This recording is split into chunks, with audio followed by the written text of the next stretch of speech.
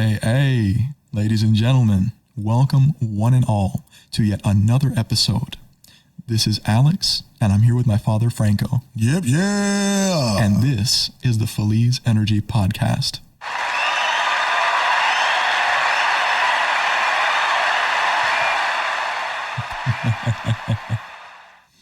Really appreciate it. Well, today we're going to continue with part 2 of the 7 Cures to a Lean Purse. Last time we were talking about a book that I'm reading and listening to via audiobooks, and I was sharing this information with my son, and we talk about things all the time, but I just thought it was so important for him to understand the importance of doing and taking the right steps to become wealthy and to live a life of abundance in order to help others, right? And without money, you can't help anyone. Let's be honest. Without money, you cannot live a life of abundance. Yes, and without the means, right? Without the means, you cannot be generous, you cannot give what you do not have. But you can donate. You can become an anthropologist. No. That's an anthropology is the study of people. I'm sorry about that. No, but philanthropy. Philanthropy. Right. That's exactly right. That's a good term, though. Right. That's a good term. Philanthropist. Yeah. You can't be a philanthropist if you don't have any money. Right. You can't help others if you don't have the means. Correct. Again, we can go over and over 20,000 ways of what you can do. And again, it's not about being humble and living a life that you don't care and you want to live in a humble home, even though you're a millionaire. If you want to do that, great. Warren Buffett does that. Warren Buffett has a home that's paid for. It's a small little home in New York. Hey, if he wants to do that, he can do that. We may not all want that, right. But according to your vision for your life, make it happen. You can only make it happen by the practice of these principles. And it's funny that you mistakenly mentioned anthropology, right, because anthropology is the study of people specifically in relation to past cultures. Right. And when you see the principles that the people of this time period put in action to make the city of Babylon what it was, like you said in the previous episode, it's so inspiring because you see how you can apply the same principles to manifest wealth for yourself. It's interesting that you mistakenly mentioned anthropology. Right. It fits perfectly. You know, and we're going to go into the 5th step. Last time we talked about saving 10% of our earnings. That was the first one. The second one was control thy expenditures. Third, make thy coins multiply. Fourth, guard thy treasures from loss. And we gave a few examples and we elaborated on all 4 of these. So if you want to go back and listen to our last episode, please do. But we're going to continue with the 5th step, which is make thy dwelling a profitable investment. What does that mean? What does that mean to me? Own a home, land, buildings. I see a big picture, properties, name it. Right. And we live in a society that encourages the mentality of renting, of leasing. And what is that but a pure liability? That is correct. That is not an asset. When you're paying down a home, you are doing so with the hope that you will own that home in time. And if you choose to, sell it. The value of that property should increase if you're taking care of it. You will eventually own it and it will become an asset. It is no longer a liability. Right. And even if you don't own it outright, guess what? It's still your home. Right. Because if you're paying on a home, let's say your mortgage is 30 years and you've been paying on it for 10 years, 5 years, and you decide to sell it, guess what? More than likely, it's going to sell for more than what you paid for. So that's equity. Right. And that's money that you can invest in another home or in another project. Exactly. Right? But you have to provide a home for your family, a place for your wife to raise her kids and for her to live comfortably. If you don't have a wife, how about yourself? Or a place where you can call your own, right? Correct. So, and to me, that's what life is all about. Or you can buy homes and rent them out. Live off the other 95%. That's it. You have tools like Airbnb. Thank God for Airbnb. That has presented an entire slew of entrepreneurial opportunities. You can do exactly that and rent out those living spaces and make an income off of that. Right. And you'll see these principles, they bleed into each other. Yes, This goes into the principle number 4. Guard thy treasures, because these are your treasures. These are your assets, things that are making your money work for you. Guarding them from loss. Right. Loss of value.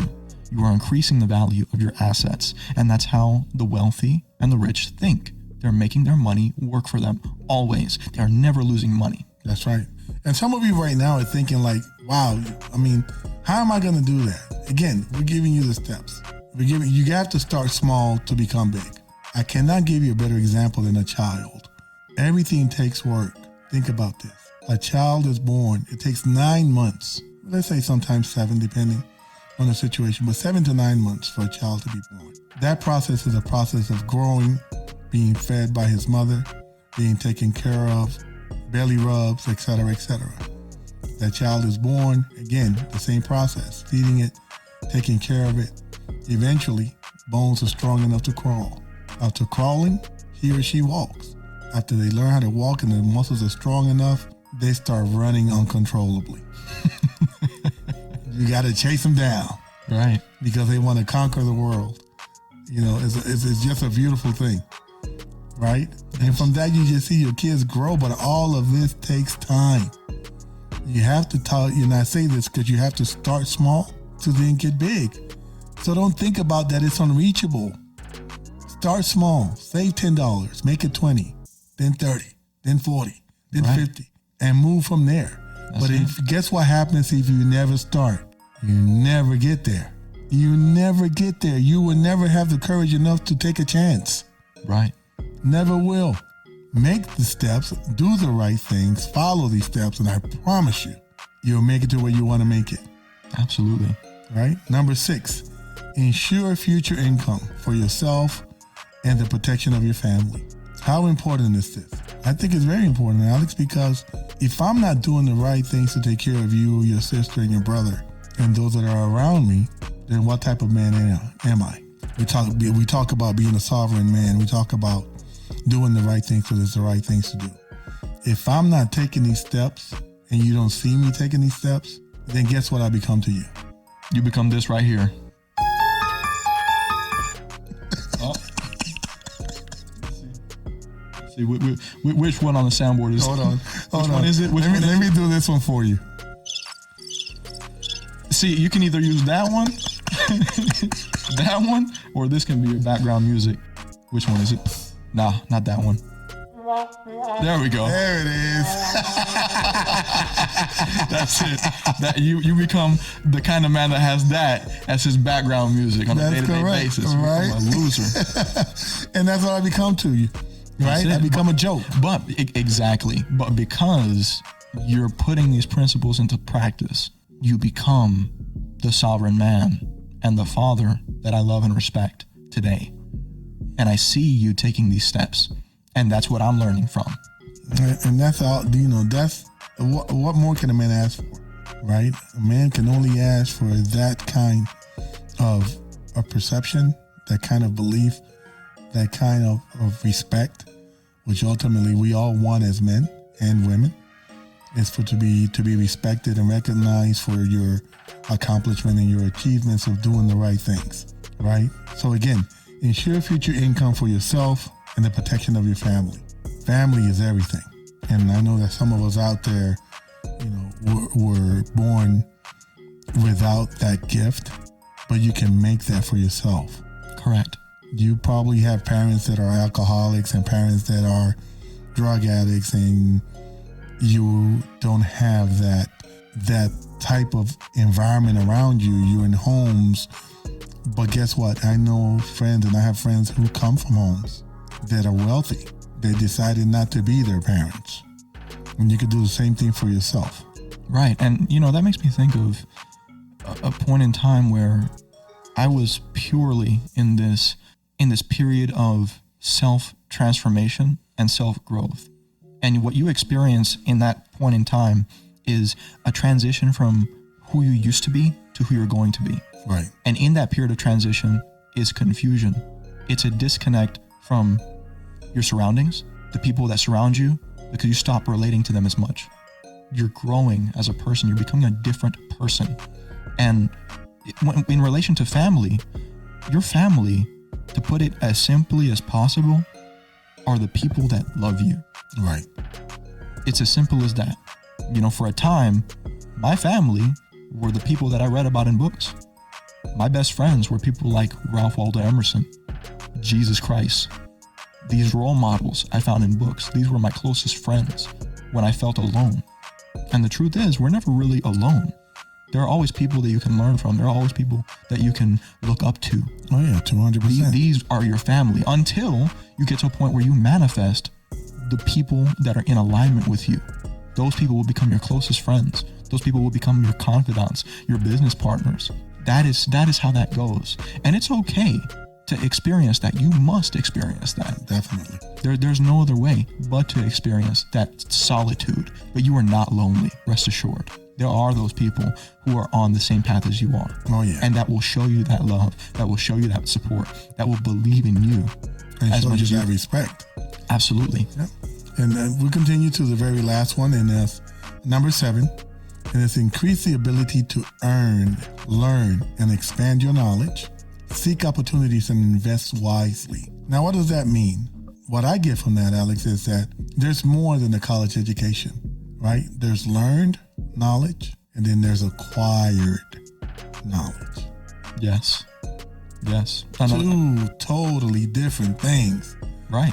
And synonyms for that is general knowledge and specialized knowledge. Right. So general knowledge will make you a living. Specialized knowledge will make you wealthy. That's it. Very simple as that. Learn different things, expand your mindset, be willing, be open-minded enough to understand that not just one thing is going to get you to your final goal or destination. Right. Many things will get you there. Becoming a person of value will get you there. Right. And having the right conversations with the right people, reading books, expanding your knowledge base on whatever it is that you do to provide value to others, expanding your skill set, be it as a doctor, be it as a scientist, or any other field that you may be in.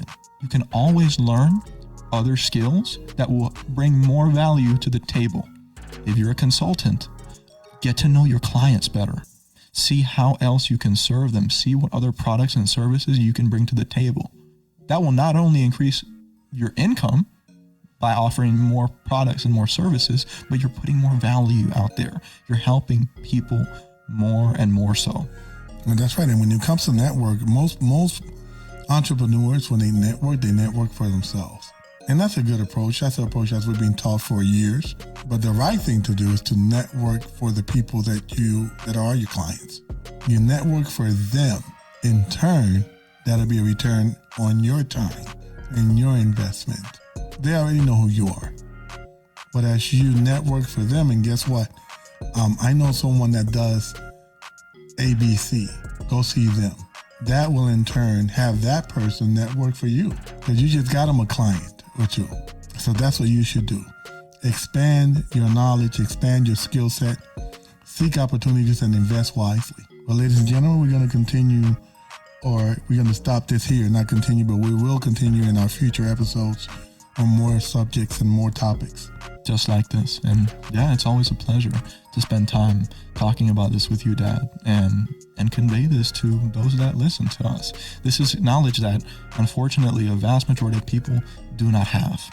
That's right. And it is such a pleasure and such a privilege to talk to you about these kinds of things. Thank you, Neil. Thank you. All right, Feliz family. We'll wrap it up for now. And until next time. Always remember, if you don't live to serve, then you don't deserve to live.